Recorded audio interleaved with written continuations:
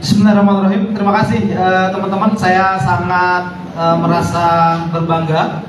Saya tidak menyangka perdebatannya akan sedalam ini. Keren gitu. Jadi memang ide dasar saya itu ya itu gitu.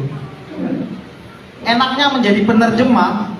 Saya lepas tanggung jawab dari isi buku kan. Kalau mau ada yang digugat silakan gugat ke kuburnya.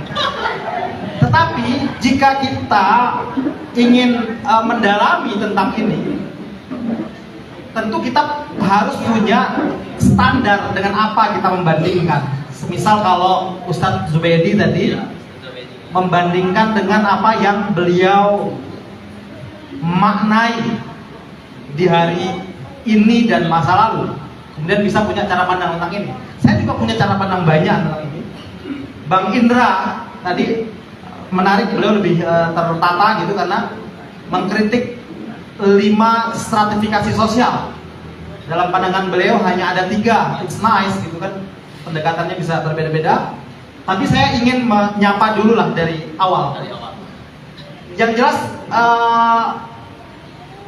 pesan misionaris saya secara pribadi sudah sampai.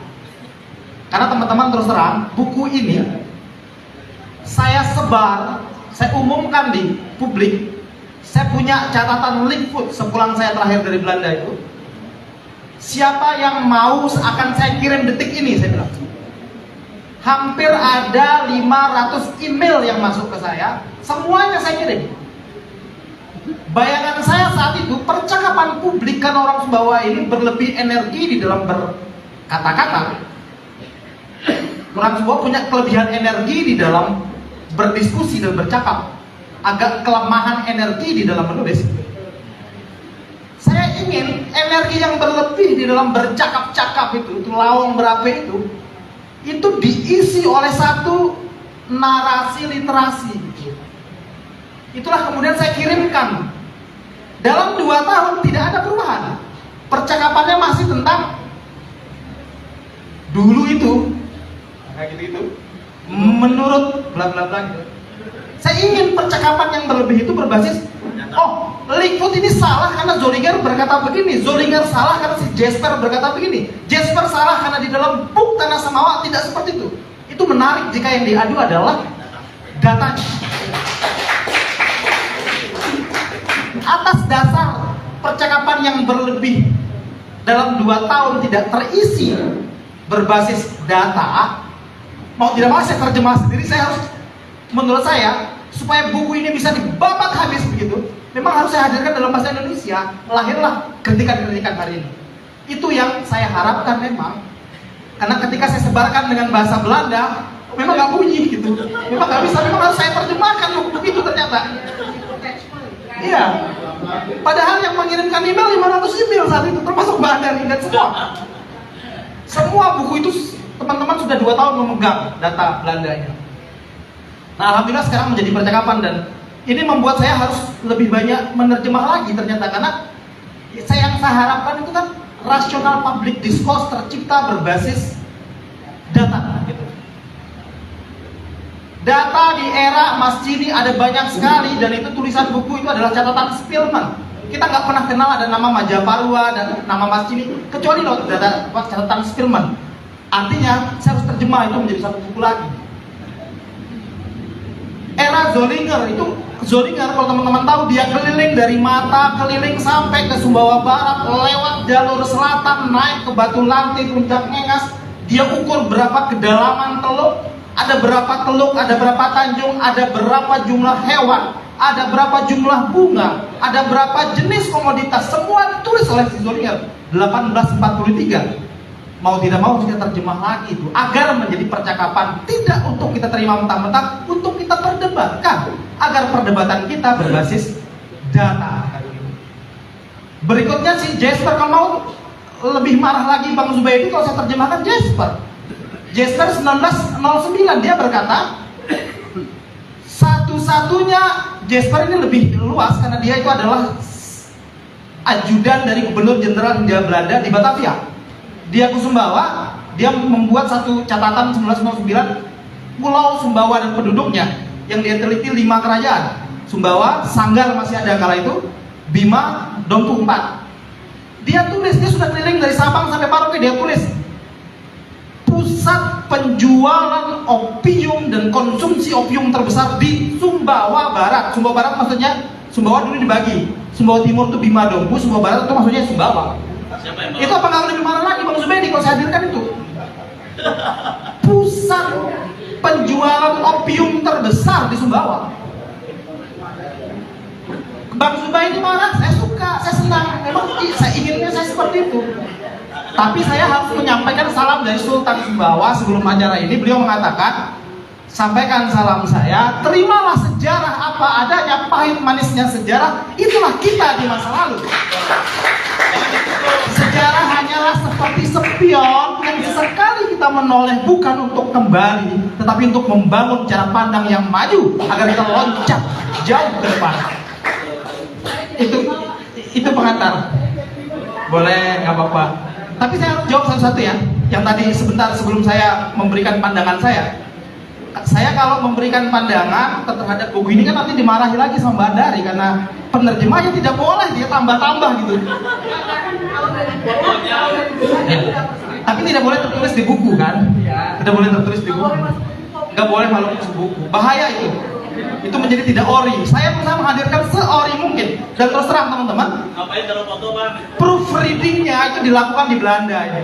Saya kirim ke Belanda 1 bulan kembali dari Belanda. Orang Belanda sendiri agak kebingungan juga terjemahin, karena ini menggunakan bahasa Belanda yang sudah kuno, yang tidak lagi muncul di hari ini. Sama seperti kita itu kayak nisung orang hari ini kan udah nggak tahu. Tapi saya ingin jawab dulu satu-satu karena nggak enak.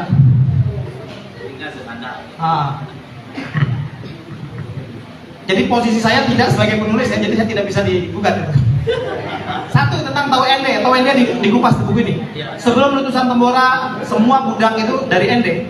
Tidak ada budak dari orang Sumbawa. Orang Sumbawa itu menjadi budak pasca letusan Tambora. Orang Sumbawa menjual anaknya, ditukar dengan beras karena kelaparan. Jadi termasuk pertanyaan Adinda, daerah yang paling parah akibat letusan Tambora adalah Sumbawa. 30 tahun sampai 45 tahun setelah letusan Tambora belum tumbuh sesuatu di Sumbawa sehingga semua diimpor dari Jawa. Jadi gara-gara kelaparan, maka orang Sumbawa menjual anaknya untuk dijadikan budak. Supaya apa? Anaknya bisa hidup dengan menjadi budak, ibu bapaknya bisa hidup dengan hasil penjualan anak. Pertama kali ada Sumbawa dan jadi kulin itu dari pasal letusan Tambora, bukan kata saya, kata Limbut. Terus tentang kerajaan Sumbawa, Adinda. Kerajaan Sumbawa pasca letusan Tambora 1815 itu letusan Tambora, kita masih punya raja namanya Sultan Kaharudin II. Sultan Kaharudin II itu meninggal bersama 2 anaknya pasca letusan Tambora. Jadi Sumbawa itu lebih parah pasca letusan, bukan ketika letusan. Pasca letusannya menghasilkan kelaparan yang sangat luar biasa, tidak tumbuh. Bahkan sampai 45 tahun. Bima justru nggak kena teman-teman. Kalau teman-teman baca buku Sengaja Kai, 2 minggu setelah letusan Tambora, Raja Bima menghitankan anaknya dan membuat pesta selama 2 minggu berturut-turut, makan pesta rakyat. 2 minggu setelah letusan Tambora, selama 2 minggu pesta rakyat, hitanan anak. Jadi lumbung padi Bima tidak kena. Sumbawa yang paling parah. Itu bisa dicek di catatan Kuperus. Yang mau tidak mau harus saya terjemah lagi di catatan Kuperus. Itu tentang bagaimana parahnya letusan Tambora. Itu di catatan Kuperus. Saya lanjut, artinya bukan kerajaan baru. Itu berkelanjutan. 1815 April letusan Tambora, 1816 rajanya mati karena kolera. Semua orang Sumbawa kena kolera itu. Kena penyakit fes. Banyak sekali penyakit setelah itu. Sisa orang Sumbawa ditulis di Kuperus kurang lebih 50.000 orang sisanya dari 150. Ada yang mati dan ada yang bermigrasi keluar dari Sumbawa. Saya lanjut ya. Saya jawab cepat-cepat. Bukan buku sejarah.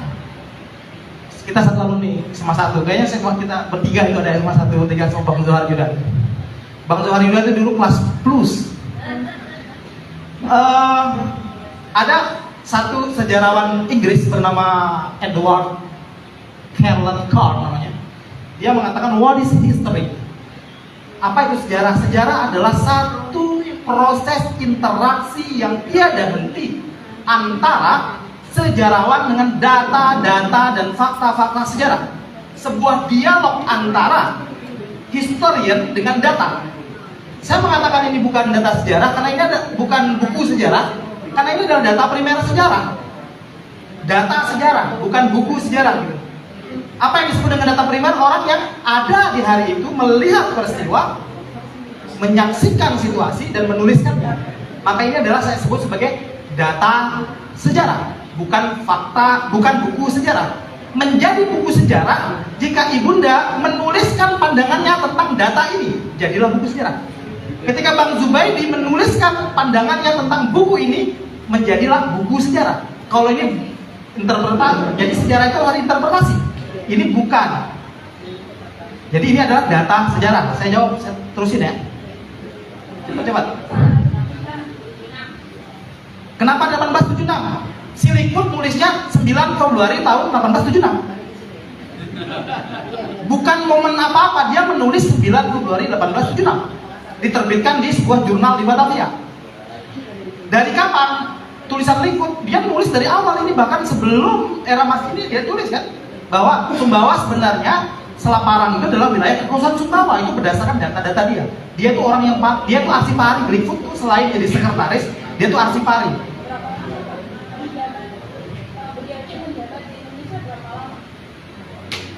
Panjang, beliau pernah di Yogyakarta, beliau pernah di residen Kedumas, di Celebes dia sekda di Gubernuran Celebes, bukan di Sumbawa. Dia datang ke Sumbawa atas nama sebagai sekda. Literatur benda di museum, saya setuju Bang Aris. Di museum itu masih bisu. Kita nggak bunyi, belum bunyi museum daerah kita itu, nggak bunyi apa-apa itu. Itu kayak kita talk to my hand gitu. Kita nggak ada interaksi. Memang harus ditambah narasi di situ. Hadirnya buku-buku ini adalah untuk men-trigger supaya anaknya menambah data narasinya itu. Kalau tentang Lalu Mangandaralam saya punya banyak catatan. Tidak ada konflik antara Lalu Mangandaralam dengan Sultan Sumbawa. Itu bagian daripada strategi Sultan Sumbawa. Jadi kita harus membedakan antara peristiwa 1945 ke bawah, 1945 ke atas. Sultan kalau mau menolak NKRI ya, karena teman-teman muda termasuk Lalu Mangandaralam itu lebih dulu mendapatkan informasi tentang kemerdekaan, lebih progres. Sultan kalau menolak itu seperti daerah Sumatera Timur, Revolusi Sosial 46, tidak mungkin memberikan istananya untuk dikibarkan bendera merah putih. Agustus 45 proklamasi, sampai berita proklamasi di Sumbawa tuh bulan Agustus, September, Oktober awal, itu Sultan langsung menyediakan istananya itu dikibarkan bendera merah putih. Artinya tidak ada perbedaan pendapat antara Sultan dengan kelompok bawah tanah namanya. Ada gerakan bawah tanah. Itu juga bagian dari strategi Sultan. Kemudian hubungan penulis dan kesultanan. Hubungan penulis dengan kesultanan. Mungkin metode penelitiannya dia ketemu dengan Sultan. Dia cerita dia ketemu dengan Sultan. Dia bertanya dengan Sultan Amrullah. Era siapa? Era Sultan Amrullah. Memang betul tadi.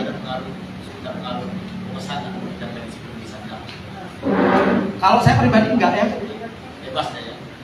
Iya, dia nulis apa adanya. Jadi gini, di Likud kan tidak dituliskan teman-teman siapa sultannya, siapa ranganya, siapa apanya. Itu lah tugas kita berikutnya berdasarkan data ini kita tuliskan. Kalau saya tidak tahu sultannya namanya Amrullah, ranganya saat itu adalah milik Abdullah, dan seterusnya. Artinya kita harus punya data pembanding. Yang berikutnya adalah Kesultanan Sumbawa pasca letusan Tambora, sudah tadi ya. Yaitu berkelanjutan, tidak ada putus sama sekali. Kaharudin II meninggal 1816, kemudian terjadi vakum kekuasaan, Ranga menjadi Riwa Batang, jadi ada PG, ada PLT, Sultan itu namanya Riwa Batang. Itu ada 3 Riwa Batang, kemudian dilanjutkan oleh anaknya Amrullah 1837. 1816 meninggal Kaharudin, kosong vakum kekuasaan diganti PLT. 1837 diisi lagi oleh Sultan Mesir namanya yang pertama, tapi hanya setengah tahun. Kemudian itu anaknya Kaharudin, kemudian Mesir ini lebih kecil dari Amrullah. Kemudian baru Amrullah 1837. Saya bisa hadirkan datanya itu, karena itu ada surat merangak kepada Vetor Bima untuk merumuskan pengganti Kaharudin yang meninggal. Diminta mendata anak-anak Kaharudin yang masih hidup. Saya lanjutkan, kapan buku jilid berikut? Banyak sekali jilidnya. Saya bisa sebut tuh Spillman 1669, Zollinger 1843, kemudian Likud belum selesai. Likud banyak sekali, tidak hanya ini. Makanya kalau teman-teman baca buku terjemahan lalu Muslimin Yasin dari Jinur Duin itu datanya dari mana? Dari Likud. Tidak ada di sini. Artinya buku Likud yang saya terjemah bukan buku Likud yang diterjemah oleh Jinur Duin yang kemudian diterjemah lagi oleh Muslimin Yasin. Artinya ada banyak data Likud. Saya lanjut, pengedar opium. Saya mau memberikan pandangan. Jadi teman-teman, tahun 1847 Zollinger mencatat opium itu haram di Sumbawa. Ilegal. Dalam bahasa hukum ilegal. Ilegal itu adalah cara pandang Belanda. Sumbawa itu tetap urusan hukum itu adalah haram halal. Maka si Likud mengatakan 1876, kalaupun harus ada yang saya rubah dari data Zollinger hanya satu, bahwa Zollinger mengatakan ketika dia datang ke Sumbawa 1843 opium haram, sementara hari ini opium halal. Saya kemudian melacak data-datanya dari mana. Satu, kita memang harus melihat bagaimana kebijakan pemerintah Hindia Belanda.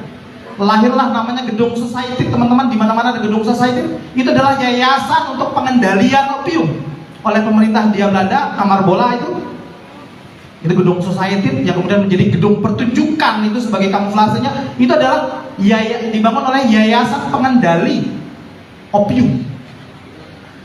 Gara-gara ada opium terjadi perdebatan keras di Kongres Hindia Belanda yang membuat ya akhirnya kita merdeka. Sebenarnya itu gara-gara kerasnya perdebatan tentang opium. Tapi kita nggak penting tentang yang itu. Secara agama bagaimana?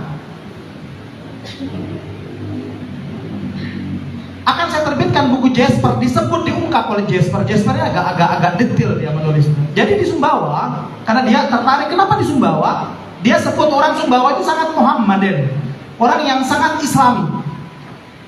Kemudian opium halal, sementara di beberapa wilayah lain di Hindia Belanda ilegal. Lagi-lagi saya katakan teman-teman, kalau mau nonton Sengsara Membawa Nikmat, Midun itu bisa menjadi asisten residen, jadi polisi. Itu kan karena dikirim ke Medan untuk mengontrol peredaran opium.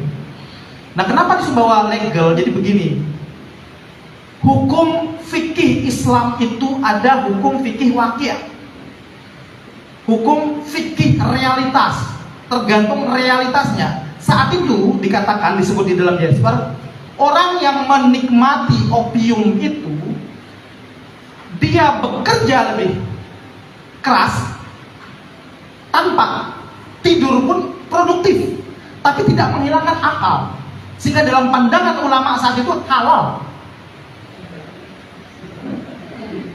Dia tidak menghilangkan akal. Berbeda dengan Homer. Homer itu betul-betul dilarang oleh orang Sumbawa. Itu tidak pernah ada satu pejabat Sumbawa yang minum Homer. Wine, kadang orang-orang dari luar itu kayak cerita kapal Marchesa dari Inggris datang, dia tukar dengan wine gitu, nggak mau. Tapi madar.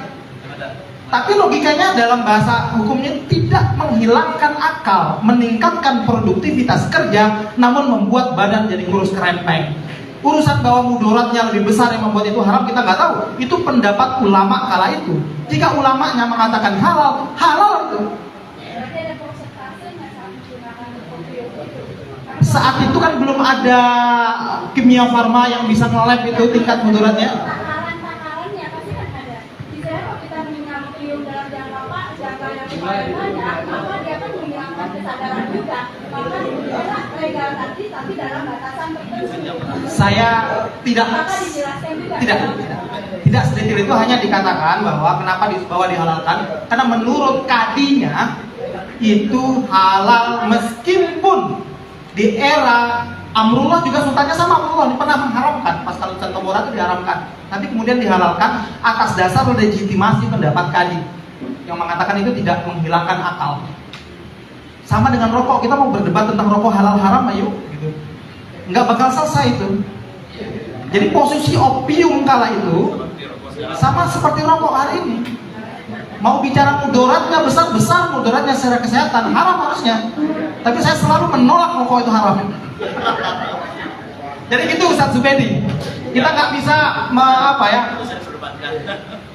yang namanya rakyat kan, kalau ulamanya sudah mengatakan itu halal ya halal. Tapi yang jelas bahwa ketat Islamnya, sangat ketat. Saya tidak melihat ada pertentangan dengan keislaman yang lain selain masalah opium. Bisa debatable itu di dalam buku ini. Kalau misal perilaku pangeran yang datang bawa kre ke pedalaman, kemudian beli kerbau orang secara murah, ya itu kan laku feudalisme di masa lalu. Itu kita nggak bisa maknai itu sebagai sistem, tapi itu adalah perilaku oknum yang berbeda-beda. Karena orang Sumbawa kan begini, kan disebut di sini, jika anak sultan tidak menjadi datu Taliwang, tidak menjadi datu Jerewe, tidak menjadi datu Serang, tidak menjadi Tumilalang, dan tidak menjadi datu Kadimungan, itu kan jabatan-jabatan yang ditempati oleh pangeran-pangeran itu. Maka yang nganggur-nganggur ini bikin ribut itu, anak-anak raja ini. Pergilah ngambil kerbau dan tahu kamutar, dibeli murah untuk dijual kembali. Saya kira itu lelaku pribadi yang kita nggak bisa tempel sebagai karakter sistem kesumbawaan. Tapi bahwa Liput menulisnya saya terima baik saja. Liput menulis, kita nggak bisa menerima sejarah yang manis-manis saja gitu. Orang di masa lalu juga ada yang buruk, ada yang baik. Hari ini juga yang buruk mungkin jauh lebih banyak daripada yang baik. Oke, selanjutnya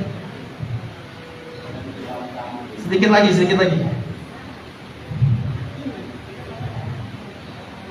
apa ini?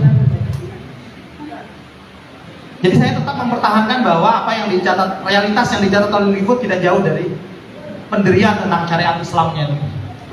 Stratifikasi sosial cuma 3, kita bisa membuat catatan-catatan tentang itu, termasuk Tawaluddin Haris, Helius Samsudin juga mengkritik tentang stratifikasi ini. Dia menolak orang Bugis dimasukkan dalam kategori orang asing. Kemudian sistem yang terakhir, sistem demokrasi 1876. Jadi begini Bu, jadi buku ditulis 9 Februari 1876, bukan bahwa monarki konstitusional berlaku tahun itu, bukan. Monarki konstitusional berlaku sejak awal berdirinya Kesultanan Sumbawa. Dia tuliskan itu di 1876. Saya katakan tadi, saya tidak tahu peristiwa setelah 1876. Karena kita tahu di era beliau menginginkan cucunya menjadi Rangga, menjadi Perdana Menteri, tapi ditolak karena aturan undang-undangnya tidak boleh. Dan itu membuat kosong posisi Perdana Menteri hingga meninggalnya Sultan Aurangzeb 1883. Digantilah oleh cucunya, namanya Sultan Jalaluddin.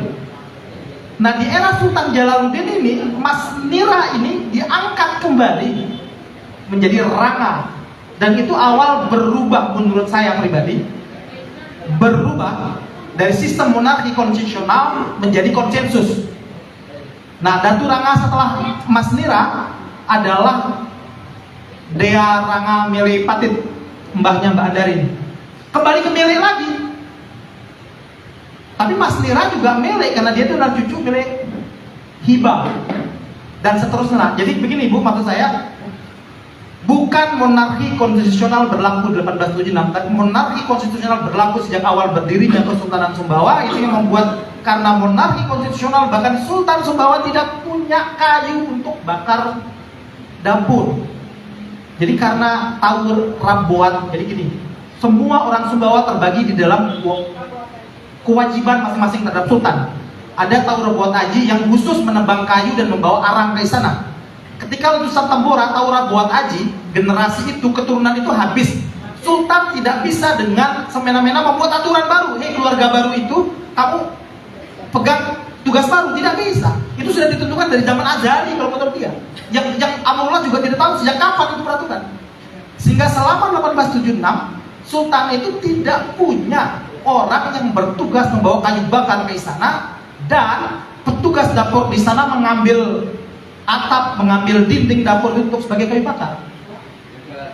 Kebetulan karena Datu Ranga milik Abdullahnya meninggal dan Datu Ranga punya Taura buat Aji yang bertugas membawa kayu bakar, dan dia punya keinginan pribadi untuk mengangkat cucunya menjadi Perdana Menteri, kosong posisi Ranga, maka Taura buat Ajinya Ranga kepada beliau, karena beliau juga berjabat sekaligus menjabat sebagai Ranga Syamullah. Jadi gitu kira-kira selesai. Jadi gitu teman-teman, semoga dengan hadirnya buku ini percakapan kita, kelebihan energi kita di dalam lawan dan lain dapat diisi dengan narasi-narasi berbasis teks sejarah, dan jangan challenge pendapat orang, challenge lah data dengan data gitu. Terima kasih. Assalamualaikum warahmatullahi wabarakatuh. Luar biasa Bang Suryo pada hari ini.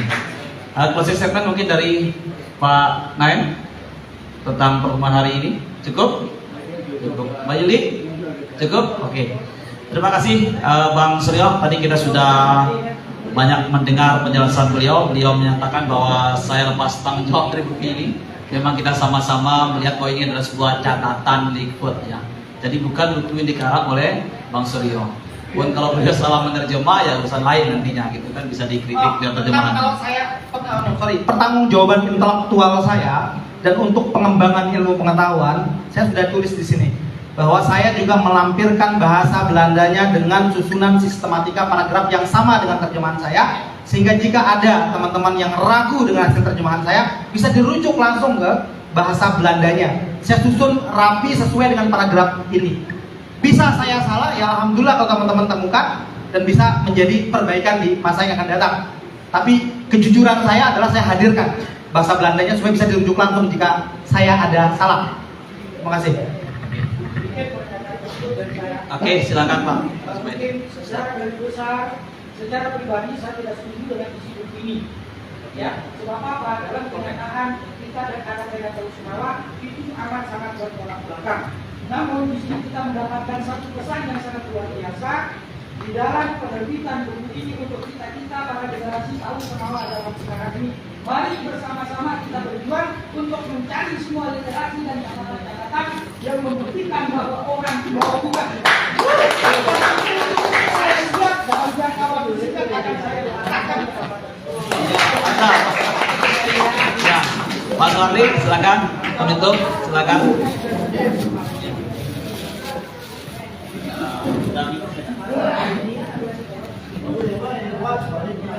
Ya, kayaknya saya tantang ini Pak Ustaz Sobede ke penantang mematangkan misalnya ikut silakan. Silakan Mami. Sambil Bang Suryo mungkin menandatangani buku ini supaya. Assalamualaikum warahmatullahi wabarakatuh. Terima kasih Bapak. Apa yang saya katakan bagus sekali. Walaupun kita sejauh ini tapi sudah masuk dalam kaidah-kaidah kita sama pengalaman. Jadi apa yang saya katakan oleh Mas Baidi, ini Mas Baidi, dalam sejarah itu namanya kesimpulan. Jadi kesimpulan adalah sama kita nih, kesetuan tentang saya ketiga. Itu kesimpulan namanya. Jadi ini data namanya, bukan sejarah, tapi data namanya. Data sejarah. Nah, sejarah itu fakta dalam sejarah itu data yang tidak terseleksi. Jika oleh ini sejarawan, tidak benar betul ada caranya. Contoh kecil dan negara agama, semangat agama, negara agama Jepang, kalangan untuk Prapanca, Jepang, benar. Ini dalam sejarah, dalam perdebatan sejarawan dikatakan catat secara metodologis. Kenapa? Karena menggunakan histografi tradisional yang melekat antara fakta dan berbeda. Ini diambil, nah, ini sejarawan. Jadi di sejarawan itu bekerja.